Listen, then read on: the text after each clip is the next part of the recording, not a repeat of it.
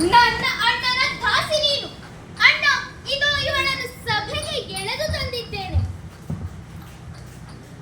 ತಮ್ಮ ತಮ್ಮ, ನೀನು ಒಳ್ಳೆಯ ಕೆಲಸವನ್ನೇ ಮಾಡಿದೆ.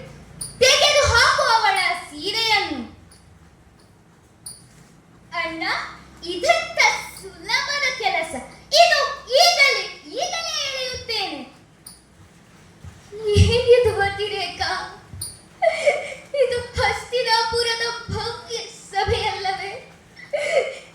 ಇಷ್ಟೆಲ್ಲ ಮಂದಿ ಸುತ್ತುವರಿದು ಕುಳಿತಿದ್ದೀರಲ್ಲ, ನಿಮ್ಮ ಕಾರಿಗೂ ಈ ದುಷ್ಟನ ನೀಚ ಕಾರಿ ಕಾಣಿಸುತ್ತಿಲ್ಲವೇ?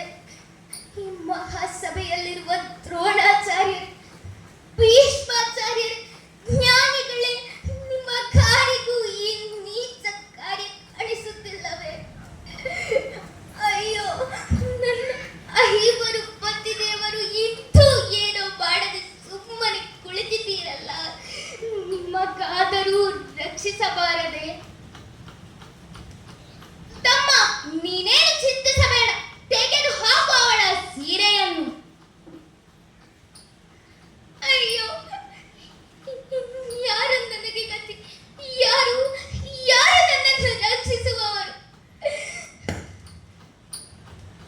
ಹೌದು ಹೌದು, ನನಗೆ ರಕ್ಷಕನಿದ್ದಾನೆ.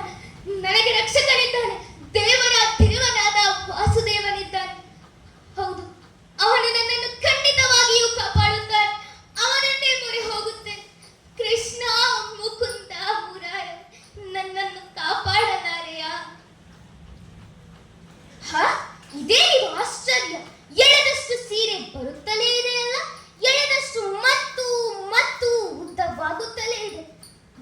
ಯಾಕೋ ನನ್ನ ಕೈಗಳು ಸೋಲುತ್ತಾ ಇವೆ. ಇಲ್ಲ,